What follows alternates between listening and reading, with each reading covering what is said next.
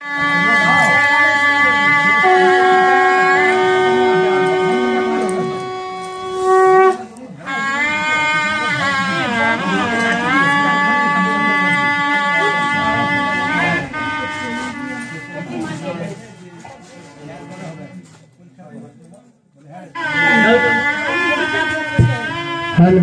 hello, chick.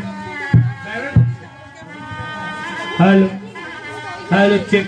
Hello, hello, hello, hello, chick. Hello, hello, chick.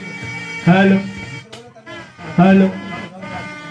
ভক্ত অভিষেক পূজা করি, কিন্তু ঠাকুর অঙ্কুশ বলেছেন যে এই যে ভগবান কিসের জন্য আছে? মানুষের জন্য।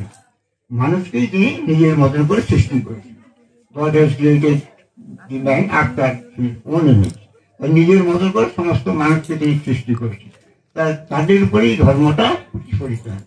এই মানে আমাদের বলেছেন মানুষই ধর্ম করতে পারেন, সুযন্ত্র কেউ করতে পারেন। সেই জন্য আমরা মানুষ আমাদের কাছে ভগবানকে ভালোবেসে সেই ভালোবাসাটা যাতে আমরা সকলকে চালিয়ে দিতে পারি, সকলকে ভালোবাসতে পারি। নিজে বাঁচা বাড়ার সাথে অন্যের বাঁচা বাড়ায় ধরা, এইটাকেই তো ধর্ম বলে। এই চরণই ধর্ম করা। অন্যের বাঁচায় নিজে থাকে ধর্ম বলে জানিস তাকে। জেনা তারং যথা নেশান জীবনং ভর্জনং চাপি শ্রীহতে স্বধর্ম।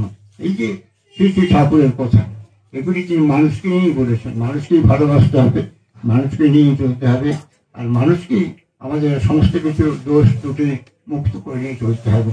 এই হচ্ছে যে ঠাকুরের আদর্শ।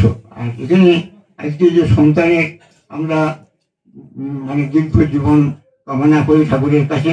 আজকে আমাদের দশবিধ সংস্কারের মধ্যে একটি সংস্কার হচ্ছে যে এই যে মুখের প্রসাদ বা আমরা অন্নপ্রাশন ইত্যাদি বলে থাকি। আর বিশেষ হচ্ছে যে এই সময় থেকে সে এই শক্ত জিনিস খাওয়ার একটা মানে তার প্রবণতা জাগবে। সেই জন্য বহু মানে ভাবে এটা প্রমাণিত হয়েছে।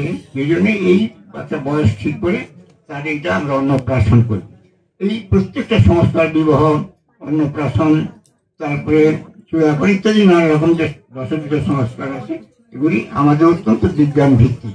সেই জন্য আজকে আমরা তার এই অন্নপ্রাশন বা মুখে ভাতে বা মুখে প্রসাদের জন্যে আমরা পরম পিতার কাছে রাতুল চরণে দীর্ঘায়ু এবং সুস্থ জীবন কামনা করি। আমার বক্তব্য রাখি।